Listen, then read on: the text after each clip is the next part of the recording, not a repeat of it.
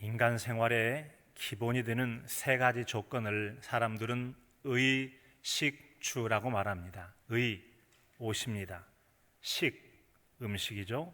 주, 사는 집입니다. 이 같은 인간 생활에 꼭 필요한 이 의식주에 대한 여러 가지 일들을 통해서, 말을 통해서 그것이 중요함을 강조해 주는 그런 속담이나 말들이 있죠.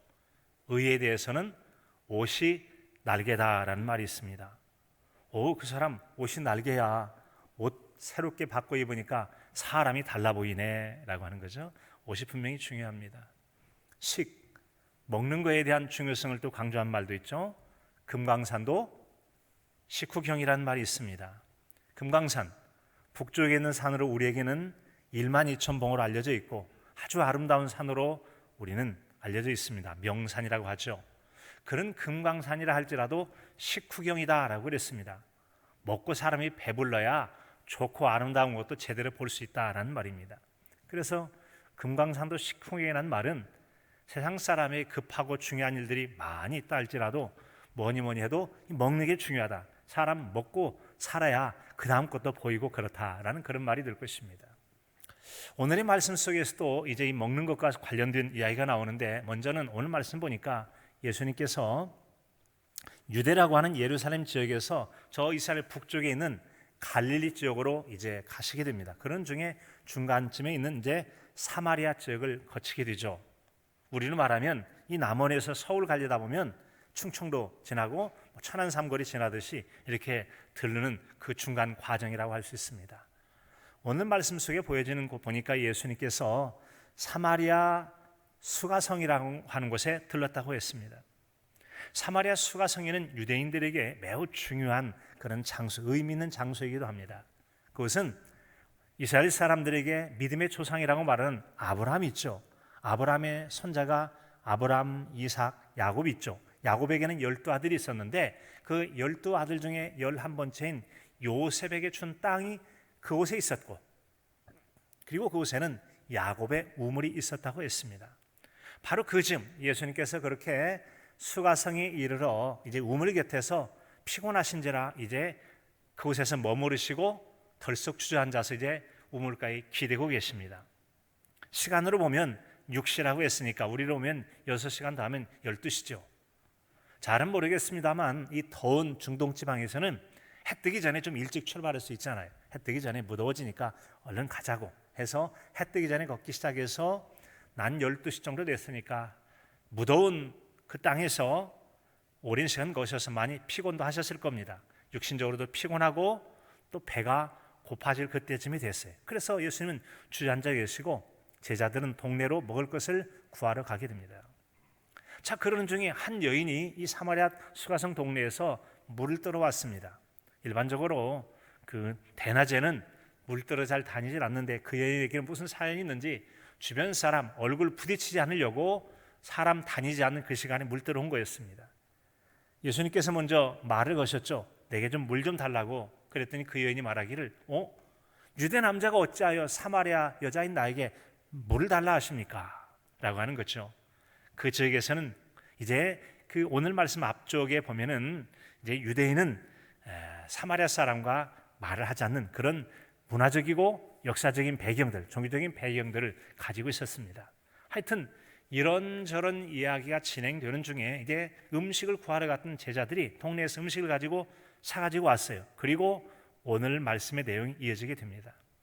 그 말씀의 내용은 곧 이제 사마리아 수가성에 들어간 다음에 물 뜨러 왔던 여인과의 대화가 끝나고 그 즈음에 제자들이 음식을 가져와서 나누는 대화 가운데 예수님께서 말씀하시죠.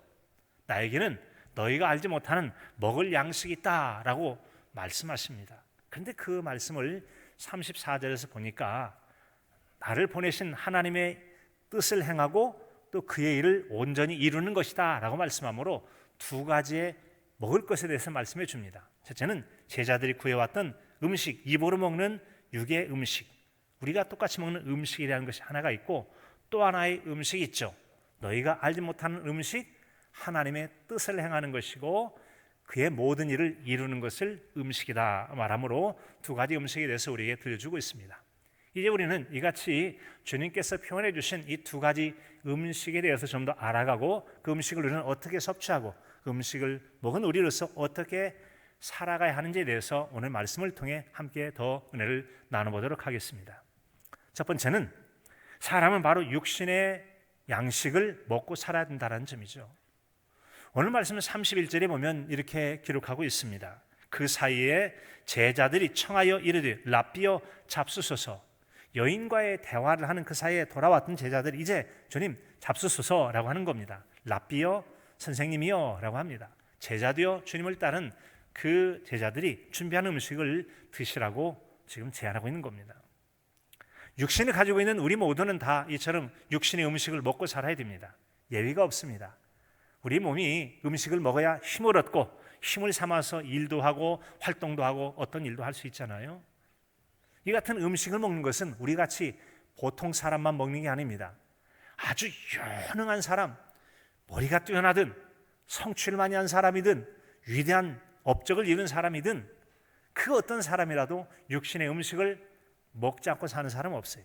몸을 가진 모든 생물체도 사람도 다 음식을 먹습니다. 이것은 뛰어난 사람뿐만 아니라 심지어는 때로는 금식도 해가면서 높은 그 종교적 어떤 경지를 추구하는 그런 사람, 도를 닦는 사람도 마찬가지예요. 심지어는 오늘 말씀에 등장하는 예수님도 예외가 아니라는 겁니다. 예수님도 잡수셔야 사실 수 있는 분이에요. 자, 이 같은 여러분 음식은 상당히 소중하죠. 음식을 먹음으로 우리는 영양을 섭취할 수 있고 영양을 섭취해야만 힘을 얻습니다. 만약에 먹지 못하면 영양 결핍이 일어나서 몸에 건강을 해치게 되고 기운이 없어서 힘이 없으니까 일하지 못하게 되죠. 자, 그래서 우리에게 적지 않은 음식을 섭취하는 것은 건강한 삶을 위해서 꼭 필요하고 절대 필요한 요소라 할 수 있습니다. 자, 여러분 그런데 이 같은 우리가 이제 음식을 먹을 때 영양의 균형이 참 중요하죠. 저희가 어릴 때는 혼식 분식에 약함은 없다라고 이제 그런 노래까지 불러가면서 이제 보리도 섞어 먹고 콩도 섞어 먹으라고 그런 배운 적이 있었는데 이처럼 여러분 건강한 균형 잡힌 식단은 참으로 중요합니다. 자, 그런데 여러분 이같이 음식이 참 우리 몸에 중요하다 보니까 사람들이 먹고 사는 일에 얼마나 관심이 많은지 때로는 이 먹고 사는 일에 너무 치우친 나머지 걱정과 염려가 많습니다. 먹을 것이 있지만 또 그 다음에서 염려가 많아요. 그래서 예수님께서 사람이 먹고 사는 걸 위해서 노력도 하고 관심도 갖고 애는 써야 되겠지만 그러나 너무 거기에다 마음 뺏겨서 걱정하지 말라는 뜻에서 마태복음 6장 25절 이하에 보면은 이런 말씀을 들려주고 있습니다. 그러므로 내가 너에게 이르노니 목숨을 위하여 무엇을 먹을까 무엇을 마실까 내 몸을 위하여 무엇을 입을까 염려하지 말라라고 말씀하십니다. 너무 그렇게 염려하지 마라. 그러면서 들려주신 말씀이 자, 공중 나는 새를 한번 봐라. 너 공중 나는 새가 씨 뿌리는 거 보았느냐? 갖고 와서 거두는 거 보았느냐? 거두어서 창고에 들인 거 보았느냐? 그런데 그들이 먹고 살지 않느냐? 이것은 하늘 아버지께서 너에게 먹이시느니라 라고 말씀해 주십니다. 사랑하는 성도 여러분, 우리가 먹고 살기 위해서 애를 써야 되겠습니다만 너무 걱정 염려 많이 마시고 우리를 먹이시고 입히실 하나님을 믿는 믿음으로 평안을 누리며 사실 수 있기를 바랍니다. 그 말씀을 통하여 우리 주님께서는 우리가 이 먹고 사는 문제에 대한 우리의 시각을 바꿔주십니다. 하나님께서 먹여주시니까 일할 만큼 일하지만 그러나 걱정과 염려를 하지 말고 하나님을 기대하면서 살라고 하는 그런 말씀입니다. 자, 여러분 이같이 이제 우리에게 먹고 사는 문제에 대해서 말씀해 주시는데 중요한 것은 바로 이 먹고 사는 이 문제의 중요함이 이제 사람들에게 얼마나 영향을 미치는지 어떤 사람은 배만을 위해서 사는 사람이 있어요. 그냥 오직 먹고 사는 것 이외에 어떤 것도 뭐 도덕이나 양심도 없이 그냥 그저 먹고 사는 일에만 관심 많이 갖고 있는 사람이 있습니다. 또 그런가 하면 도덕도 양심도 있긴 하지만 그래도 먹고 사는 일이 매우 중요하기 때문에 이 먹고 사는 일의 문제를 해결해 줄 수 있는 사람이 우리에게 지도자가 될 수 있다라고 생각을 하죠. 선출직 공무원인 시장을 비롯한 도지사 그리고 국회의원 심지어는 한 나라의 대통령도 이 먹고 사는 문제를 해결해 줄 수 있다고 주장하는 사람, 그런 정책을 제시하는 사람 당신에 맡기겠다고, 정당도 그런 정당에게 맡기겠다고 해서 그들을 선출로 뽑기도 하지 않습니까? 이것이 여러분 우리나라만 그런 게 아니에요. 미국만 그런 게 아니고 지금만 그런 게 아니고 먼 옛날도 그랬고 성경의 역사 가운데도 그렇습니다. 바로 요한복음 6장 14절 이하에도 보면은 예수님 시대 때도 예수님을 향해서도 사람이 그런 똑같은 욕구를 가지고 이 먹을 것 문제에 대해서 사람들이 관심 가지고 있음을 이렇게 들려줍니다. 그 사람들이 예수께서 행하신 이 표적을 보고 말하되 이는 참으로 세상에 오실 그 선지자라 하더라. 그러므로 예수께서 그들이 와서 자기를 억지로 붙들어 임금을 삼으려는 줄 아시고 다시 혼자 산으로 떠나 가시니라. 아멘. 무슨 말씀입니까? 오병이어라고 그래서 물고기 2마리와 오리떡 5개로 남자 창정만 5,000명, 대략 한 2만 명 이상의 사람들을 배불리 먹고도 많은 음식을 남길 정도로 풍족하게 먹여줍니다. 그러다 보니까 야, 이분이 진짜 우리가 기대하는 선지자다, 이런 사람을 우리 임금 삼으면 좋겠다고 예수는 붙잡아서 임금 좀 대주세요 라고 하려는 걸 아시고 주님께서 거절의 의미로 그들을 피하셨다라고 하는 그 말씀입니다. 그 말씀이 그만큼 사람들에게는 이 먹고 사는 문제를 얼마나 많이 관심을 갖는지요. 이만큼 먹고 사는 문제는 중요하고 식량이 중요합니다. 특별히 이 식량의 문제가 먹을 것이 없어서 절대 빈곤으로 기아에 허덕이는 사람들에게는 식량의 문제는 생명과 같이 소중한 것이죠. 그래서 이런 굶주림의 사람들에게 먹을 것을 나눠주는 것은 하나님 나라를 상속받을 만큼 매우 중요하고 가치 있는 일이라고 예수님께서 말씀해 주십니다. 마태복음 25장 34절 이하의 말씀이죠. 그때 임금이 오른편에 있는 자들에게 이르시되 내 아버지께 복을 받을 자들이여 나와 창세로부터 너희를 위하여 예비된 나라를 상속받으라 라고 말씀합니다. 같이 한번 해볼까요? 예비된 나라를 상속받으라. 예비된 나라를 상속받으라. 예비된 하나님의 나라, 그 나라를 상속받으라는 거예요. 그 복된 나라를 상속받으라고 말씀하십니다. 어떤 사람이 그런 나라를 상속받습니까? 주님이 이어가십니다. 내가 줄일 때 너희가 먹을 것을 주었고 목마르올 때 마실 것을 주었고 내가 헐벗었을 때 내게 입을 것을 주었다라고 말씀하십니다. 그러자 그 일을 행했던 사람들이 의인이라고 표현하는데 의인들이 말하기를 우리가 어느 때 주께서 줄이신 것을 보았고 또 음식을 대접하였으며 목마르신 것을 보고 마시게 하였나이까? 어느 때 나그네 되신 것을 영접하고 헐벗으신 것을 보고 옷을 입혔나이까? 라고 그들이 얘기합니다. 그때 예수님께서 이렇게 말씀하시죠. 너희가 여기 있는 내 형제 중에 지극히 작은 자 하나에게 행한 것이 곧 내게 행한 것이다 라고 말씀하십니다. 언제 나에게 했냐고? 나에게 직접 한 적은 없지. 하지만 너희 주변에 살아가고 있는 그 굶주리고 헐벗은 어떤 사람에게 행한 그것이 곧 내게 대하여 행한 것이다 라고 말씀하시므로 여러분이 행함에 굶주린 자에게 또 헐벗은 자에게 사랑 나누는 것을 매우 가치 있게 주님께서 말씀하십니다. 이런 찬양이 있죠. 사랑의 나눔 있는 곳에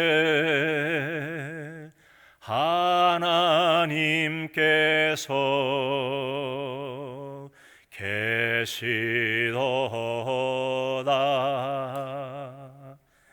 우비카리타스, 이제 프랑스에 가면 떼제 공동체라고 하는 공동체인데 그곳에 갔을 때 끊임없이 계속 이 찬양을 반복해서 부른 그것이 지금도 기억에 생생합니다.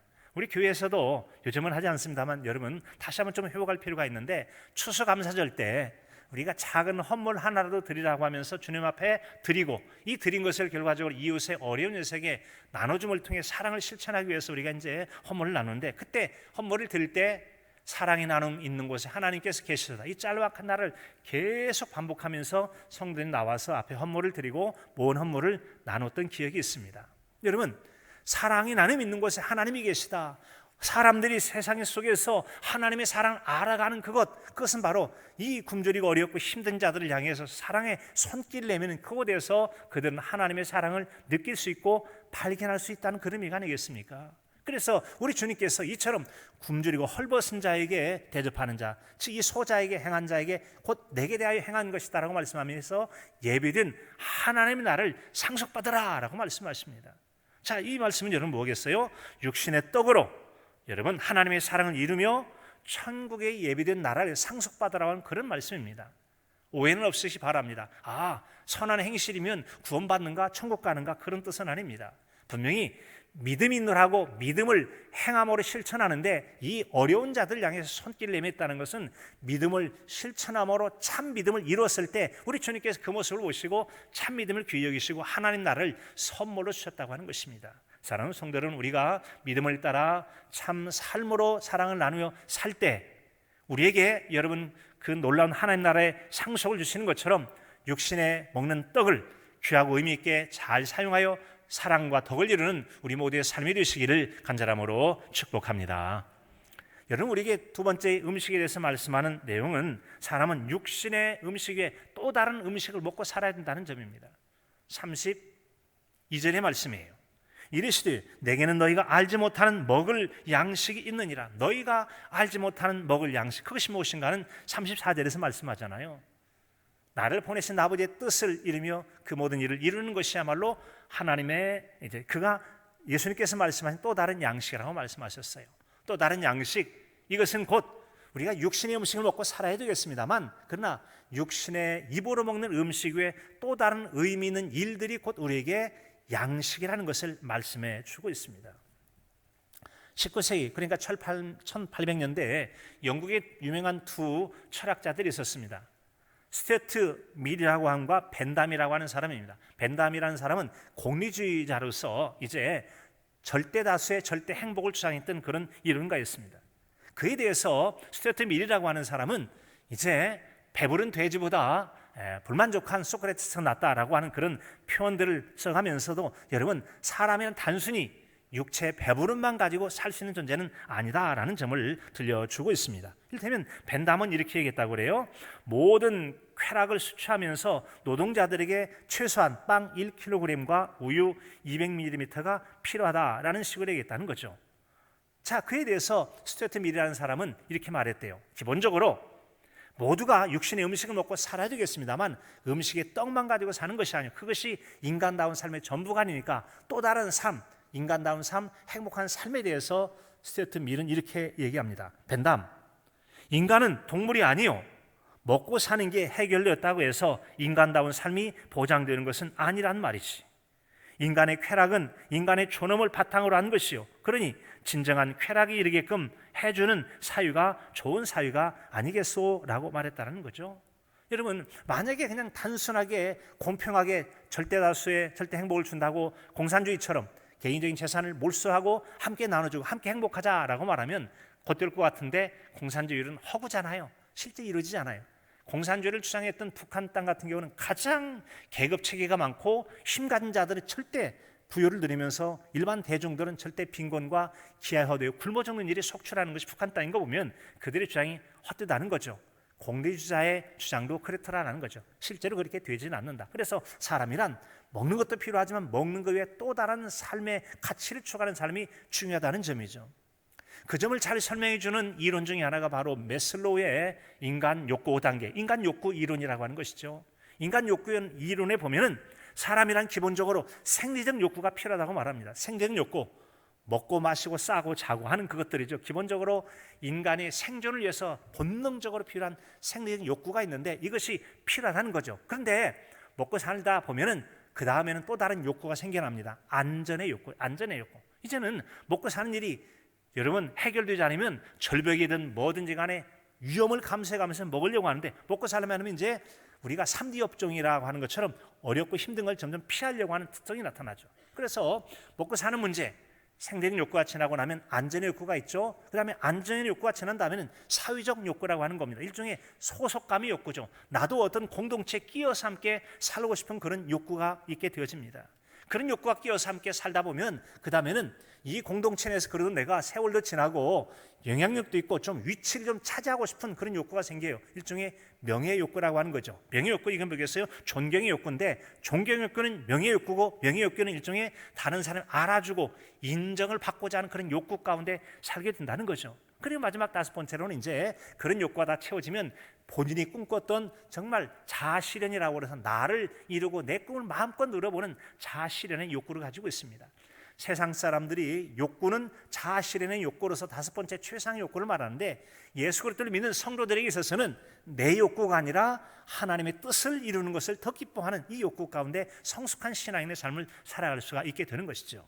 여러분 이렇습니다. 이런 것처럼 인간이란 입으로 먹는 음식만이 아니라 또 다른 의미 있고 가치 있는 삶이라고 하는 것이 우리에게 또 다른 하나의 인간의 생존의 욕구가 될 수 있음을 말씀해 줍니다. 그래서 의미 있고 가치 있고 보람 있는 일, 이 욕구를 우리는 도덕을 이루기도 하고 양심을 이루기도 하고 지식도 또 철학이나 가치관들을 위해서 정신세계의 넓음을 위해서 심지어는 영적인 세계를 추구하는 것에 이르기까지 세상이 뭐 평화를 이루자라고 하는 것도 있잖아요. 절대 굶주린 위해서 우리가 나눠주자라고 하는 그런 것도 다 의미 있는 삶, 이것이 우리의 삶을 살게 하는 가치 있고 의미 있는 삶이 된다는 것이죠.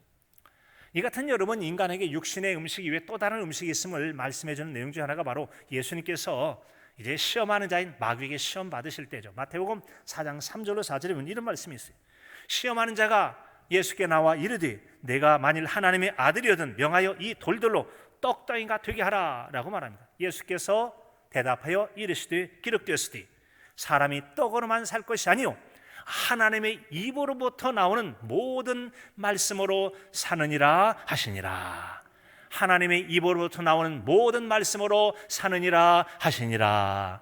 그렇습니다. 사람이란 말이죠. 떡으로만 살 것이 아니요 떡으로도 살아야지. 하지만 그것만 가지고는 안 돼. 모자라. 뭔가 더 있어야 돼. 뭐죠? 하나님의 입으로부터 나오는 모든 말씀으로 사는 존재가 인간이라고 하는 것입니다. 여러분 그렇습니다. 따라서 우리는 이처럼 인간이란 하나님의 입으로부터 나오는 말씀으로 사는 존재이기에 사람이 무언가 새로운 삶을 위해서 우리에게 필요한 것이 있다면 바로 그것이 하나님의 말씀이라고 하는 겁니다. 세상에 많은 지식도 양심도 도덕도 또 어려운 자를 돕고자 하는 그런 긍휼의 마음도 다 필요합니다. 자, 그런 것에 우리가 하나님 말씀을 받는 게 얼마나 중요한지를 알 수가 있죠. 여러분 그렇습니다. 사랑하는 성도 여러분, 우리에게는 이처럼 육체 이상의 가치, 절적 가치가 필요하기에 패트릭 헨리 같은 경우는 자유가 아니면 나에게 죽음을 달라. 우리가 짐승도 아니고 배만 부르면 사는 게 아니라 인간다운 삶을 위해서 인간다운 권리와 가치를 가지고 살아갈 수 있어야 되기 때문에 나에게 자유를 달라고 여러분 외치기도 한 거 아니겠습니까? 그래서 인간 세계는 짐승 세계에 없는 이런 종교라는 것도 있고 또 가치 의미 있는 일들을 추구해가며 살게 되는 것이죠. 사랑하는 성도 여러분 그렇습니다. 여러분에게 있어서는 의미 있고 가치 있는 일이 무엇입니까? 내가 인간으로서의 삶을 살아가면서 의미 있고 가치 있는 일이 무엇인가 한번 생각해 봤으면 참으로 좋겠습니다. 특별히 여러분 이와 같은 일들을 추구하는 게 참 필요한데 우리가 여러분 인간이 육신의 음식을 위해서 애쓰고 수고하는 것처럼 우리를 사람답게 살게 하는데 또 사람의 존재의 의미를 가치를 높이는데 필요한 것이 있기 때문에 그런 것들을 추구하는 자세가 필요하다고 하는 것이죠. 세상 사람에게는 도덕과 선을 추구하고 신앙인에게는 진리를 추구하는 것이 필요한 거죠. 주님의 양식 같은 걸 우리가 추구하는 삶이 필요할 것입니다. 동시에 또 한 가지 필요함이 있다면 이것을 많이 추구하거나 하되 쌓아놓기만 해서는 안 된다는 점이죠. 이것들은 오히려 지나친 영양의 섭취는 우리에게 질병을 부릴 수 있는 것처럼 우리가 추구하기만 하고 행하지 않는 경우에는 남의 것을 시시하게 보고 그리고 너무 많이 가진 것들이 자신을 영적으로 병들게 하고 정신적 배부름이 오히려 병을 들일 수 있기 때문에 조심할 필요가 있기도 한 점이죠. 지나친 영양의 섭취와 축적은 처음에는 필요한 영양이 축적되고 단백질과 지방으로도 미래를 위해서 축적이 되지만 지나친 것은 이제 고지혈증을 비롯해서 피하 지방에 쌓여지는 여러 번째 그런 지방의 문제가 있죠. 비만이 있고 또 그다음에 이 창자 사이에 있게 되는 것을 여러분 복부 비만이라고 한다 그러잖아요. 이것들은 우리에게 혈액순환 장애를 비롯해서 성인병의 원인이 되기도 한다는 거죠. 우리에게 있어서는 하나님 말씀을 받았다면 이 말씀을 추구하는 것도 필요하지만 행함도 필요하다는 점이죠. 이것이 바로 우리에게 세 번째 우리에게 들려주는 바로 예수님의 다른 양식이라고 하는 겁니다. 그래서 예수님은 세 번째로 바로 예수님과 같은 것으로도 양식을 삼게 하소서라는 것입니다. 34절의 말씀인데 우리 34절의 말씀을 한 목소리로 한번 읽어보겠습니다. 읽겠습니다. 예수께서 이르시되 나의 양식은 나를 보내신 이의 뜻을 행하며 그의 일을 온전히 이루는 이것이니라. 아멘. 자, 예수님께서 입으로 먹는 양식 외에 또 다른 양식 한 가지를 말씀하셨는데 그 양식이 뭐냐? 나를 보내시니 하나님이시죠. 하나님의 뜻을 행하며 그 일을 온전히 이루는 것이다. 하나님의 뜻을 행하고 그 일을 온전히 이루는 이것이야말로 내 양식이지 라고 말씀하시는 겁니다. 예수님의 그런 삶에 대해서는 우리가 표를 삼는 것처럼 나를 보내신 이가 나와 함께 계시도다. 내가 항상 그의 기뻐하시는 일을 행함으로 나를 혼자 두지 아니하셨다라는 말씀을 통해서 예수님의 관심이 하나님의 기쁨이 있음을 잘 알 수 있습니다. 여러분, 이처럼 예수님께서는 우리가 이 땅에 살아가는 존재의 이유와 목적이 무엇이냐에 대해서 뚜렷이 아시고 그 분명히 아시는 것들을 온전히 이루시기까지 그 일을 행하셨다는 것이죠. 그래서 우리가 예수님처럼 우리도 그런 양식을 달라고 한다면, 예수님같이 나를 보내시니가 누군지 아셔야죠. 하나님 나를 보내셨다. 그리고 나에게 들려주는 말씀을 아셔야죠. 나를 보내신 하나님 말씀하신다. 뭘 말씀하시는가, 하나님의 말씀을 아셔야 되겠죠. 그리고 그 말씀을 알게 됐다면 그 말씀을 따라 살려고 행할 때 온전히 그분의 뜻을 행하며 그 일을 온전히 이루는 것이 됩니다. 나를 보내신 이의 뜻을 행하며 그 일을 온전히 이루는 이것이니라. 이것이야말로 우리 예수님의 양식이 되었다는 것이죠. 양식. 이 같은 양식을 이룰 때 참된 기쁨이 있고 만족이 있고 배부름이 있고 행복이 있게 되어집니다. 이를 위해서 예수님께서는 다음 주 이제 고난주간인데 금요일 날 십자가에 달려 죽으시기까지 기꺼이 그 일을 이루심으로 하늘의 신비에 속한 기쁨을 맛보신 분이 예수 그리스도라고 하는 분이십니다. 사람들 가운데 때때로 나 밥 안 먹어도 배불러 라는 말 들어본 적 있죠? 밥 안 먹어도 배불러. 그 무언가 마음을 흡족하게 하고 만족하는 좋은 일들이 자녀나 가정이나 주변에 일게 되면 나 밥 안 먹어도 배불러, 난 너무 배불러, 너무 좋아, 내가 만족해. 그런 일들을 우리에게 느끼며 살 수 있도록 만들어주신다는 것이죠. 그래서 여러분, 우리도 참으로 육신의 음식 이외에 또 다른 참된 만족과 행복과 배부름을 느끼기를 원한다면 내 존재 목적과 살아가는 이유들을 바로 알고 행하긴다면 우리 또한 여러분 그런 기쁨과 행복을 맛보게 될 줄로 믿습니다. 그러시길 진심으로 축복합니다. 그런 삶을 위한 안내의 말씀이 바로 예수님의 요한복음 14장 21절, 참 제가 자주 인용합니다만, 나의 계명을 지키는 자라야 나를 사랑하는 자니, 나를 사랑하는 자는 내 아버지 하나님께 사랑을 받을 것이요 나도 그를 사랑하여 그에게 나를 나타내리라라고 말씀하십니다. 우리가 바로 이처럼 우리 주님께서도 양식 삼는 것은 아버지의 뜻을 행하며 그 일을 온전히 이룬다라고 말씀하는 것처럼, 나의 계명을 지키는 자라야, 주님의 말씀을 지켜 행하는 사람이 하늘아버지께도 사랑을 받고 예수님께도 사랑받을 수 있다고 말씀하십니다. 그런 사람은 예수님께서 함께 하시니까 삶의 은혜가 있습니다. 기쁨이 있고 행복이 있고 만족이 있게 되는 것이죠. 이런 삶을 돕기 위해서 교회에서는 예수급 만들기 신앙훈련을 하고 있습니다. 예수급 만들기 신앙훈련은 참여해 본 분 아시겠습니다만, 이른이 넘는 분들도 질문하면 답변 다 잘하세요. 아주 쉽지만 예수님께서 어떻게 말씀하셨고 어떻게 사셨습니까? 자, 그렇다면 우리는 과연 그렇게 살고 있습니까? 아니라면 우리 그렇게 살아야지요 라고 하면서 그 신앙, 삶에 적용하는 훈련이 바로 예수급 만들기 신앙훈련입니다. 이 같은 예수급 만들기 신앙훈련을 다른 말로 표현하자면 죽음 믿음 살리기 운동이라고 할 수 있어요. 같이 한번 해볼까요? 죽음 믿음 살리기 운동. 죽음 믿음 살리기 운동. 자, 여러분, 왜 예수급 만들기 신앙훈련이 죽음 믿음 살리기 운동일까요? 야고보서 2장 22절과 26절에 보면은 행함이 없는 믿음은 뭐라고 그랬죠? 죽은 믿음이라고 그랬어요. 지식이 없는 게 아닙니다. 믿음이 없다고 하는 믿음이 없는 게 아니에요. 지식도 있고 믿음이 있다고 하나 열망도 있긴 하나 행하지 아니함으로 죽었다. 그러므로 죽어있는 것 같은 그 믿음을 행동을 하도록 촉구함을 통해서 죽은 믿음 살리기 운동이 예수급 만들기 신앙훈련입니다. 대단한 게 아니고 배운 대로 살아보자라고 하는 거예요. 그럴 때 우리는 죽은 믿음이 살아나게 되어지고 살아있는 믿음 속에 생명의 기쁨을 맛보고 살아갈 수 있는 게 여러분 아니겠습니까? 그런데 곰곰이 저 자신도 생각해보면 저 자신 예수급 만들기 신앙 훈련을 하기도 하고 또 저 스스로 많이 여러분 말씀 따라 살긴 하지만 너무 많이 부족해요. 말씀대로 살지 못하죠. 이처럼 말씀을 알긴 하나 살지 못하기 때문에 스스로 겸손하게 됩니다. 지식이 별게 아니라는 거예요. 알고 교만해질 뿐 행하지 못하면 죄만 더 지지. 여러분 알고도 행하지 못하니까 스스로의 부족함을 느낍니다. 부족하다 보니까 겸손하게 되고 그 부족함에도 불구하고 여전히 베푸신 하나님의 은혜를 생각하니까 하나님께 감사하게 되고 은혜 가운데 사는 거죠. 그리고 마음에 새로운 다짐을 해봅니다. 하나님 힘을 주세요. 믿음대로 살 수 있도록 힘을 주시고 말씀을 이루고 순종할 수 있도록 은혜를 베푸세요 해서 그 말씀대로 살려고 하는 기도를 드릴 수밖에 없는 것이죠. 이것이 바로 죽은 믿음을 살리기 운동 예수급 만들기 신앙훈련이 아니겠습니까? 예수급 만들기 신앙훈련에 참여했든 참여하지 않았든 앞으로 참여하기를 원하든 하나님 말씀을 알게 된다면 예수님처럼 나를 보내신 이의 뜻을 행하며 그의 일을 온전히 이룬다라고 하는 신앙의 한 조각이라도 아는 것들을 삶으로 실천하며 사는 저와 여러분의 신앙의 삶이 되시길 간절함으로 축복합니다. 그런 사람이 우리 주님께서 양식 삼은 일을 이루는 것입니다. 이 일을 이룰 때 우리에게 참 기쁨과 만족이 있게 되어지는 것이죠. 만약에 행함이 없는 지식만, 자꾸 지식적 믿음만 추구하게 된다면 그런 사람은 틀림없이 소금물을 마시는 사람과 똑같아요. 갈증이 날 때 소금 마시는 사람과 똑같습니다. 여러분, 갈증이 난다고 해서 바다에서는 결코 소금물을 마시지 않습니다. 왜인가 하면 소금을 마시면 죽으니까 이런 물을 마셔야 돼요. 소금기가 없어요. 소금기가 없어야 갈증이 가시죠. 여러분, 왜 소금물을 갈증이 날 때 마시면 더 빨리 죽냐면 이유가 있습니다. 소금도 우리의 몸에 필요하고 좋은 것이고 물도 우리에게 필요하고 좋은 것이라도, 그러나 갈증이 났을 때 소금을 먹게 되면 소금이 혈관 속에 흡수가 돼요. 혈관 속에 흡수가 되면 삼투압 현상이 더 증대가 돼가지고 더 목말이 없다고 입에 목이 마렵고 갈증을 더 유발시켜서 갈증 때문에 죽게 되고 마는 거예요. 그래서 소금, 목마름이 심할 때 소금 먹으면 더 갈증이 심해져서 더 위험해지게 되는 거죠.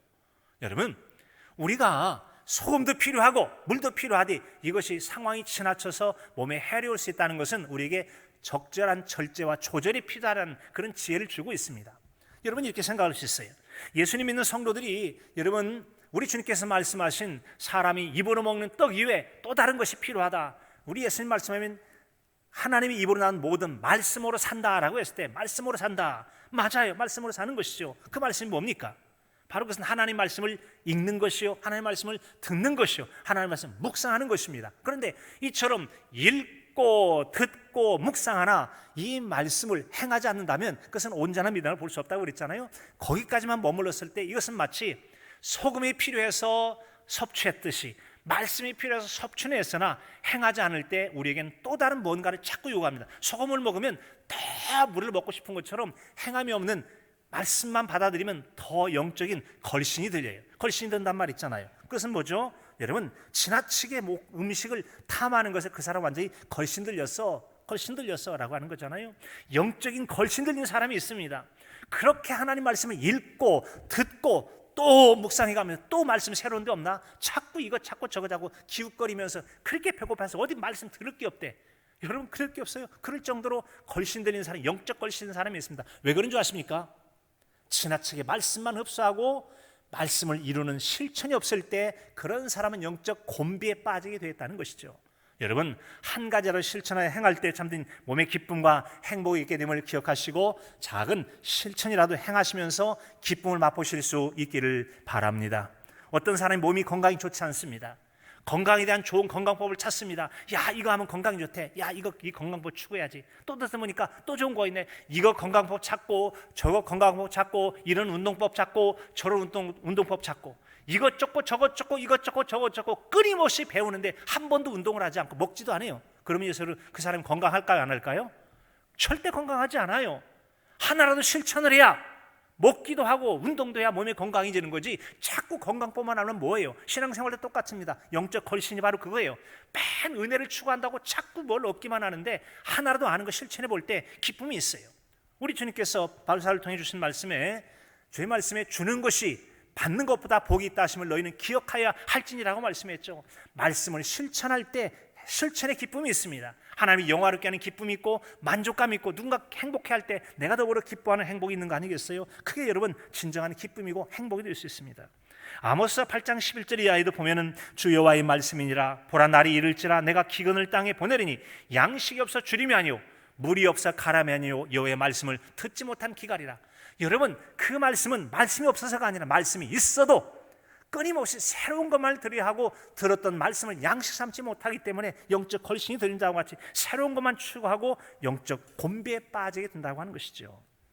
우리가 예수님은 하나님의 뜻을 아시고 그것을 온전히 실행하시려는 그 일을 위해서 우리 주님께 기도하셨습니다. 우리가 예수님처럼 또 다른 양식을 먹기로 한다면 우리도 주님처럼 하늘에 실현한 양식을 추구하되 예수님께서 어떻게 그런 일을 이루셨는가를 생각하면 우리도 기도해야 될 것입니다. 겟세마네 동산에조차 나의 원대로 마우시고 하나님의 뜻대로 되길 원합니다라고 해서 기도하시면서 말씀에 하나님께 주신 사명, 보내신 뜻과 그의 모든 일을 이루길 위하여 기도하셨던 그런 시간들을 통해서 우리가 말씀을 이루고 그런 신령한 양식을 먹게 되는 삶을 살 수 있다는 거죠. 그리고 마침내 예수님은 십자가에서 다 이뤘다라고 말씀하심으로 아버지의 뜻을 다 이루신 그런 또 다른 양식을 충분히 먹고 드심으로 우리에게 영원한 생명의 구원의 역사를 이루신 분 아니겠습니까? 예수님 이처럼 십자가의 길을 통하여 우리에게 영원한 죄사함과 구원과 영생의 복을 허락해 주신 우리 주님이신 줄로 믿습니다. 사랑하는 성도 여러분, 우리 주님과 같이 육신의 음식 외에 또 다른 음식을 드시기를 원하십니까? 그렇다면 주님의 삶을, 행위를 살펴보십시오. 바로 주님께서는 하나님 말씀과 뜻을 구하고 내가 살아갈 존재 이유와 목적을 밝게 하시고 행하셨습니다. 신앙인으로서 우리 주님께 여러분에게 주신 여러분의 사명과 여러분이 살아간 이유가 무엇입니까? 그것이 무엇인지에 따라서 여러분 하나라도 행함에 살았으면 좋겠습니다. 기도하는 것, 찬양하는 것, 전도하는 것, 이웃을 돕고 사랑하는 것, 누군가를 섬기며 돕는 것, 그것이 무엇인지 간에 하나로 행하며 살 때 영적인 배고픔이 해갈이 되어지고 배부름의 기쁨과 만족과 행복감을 누리게 될 것입니다. 우리는 사순절 5번째 주일을 맞고 있습니다. 다음 주는 이제 우리 주님의 고난주간을 맞게 되죠.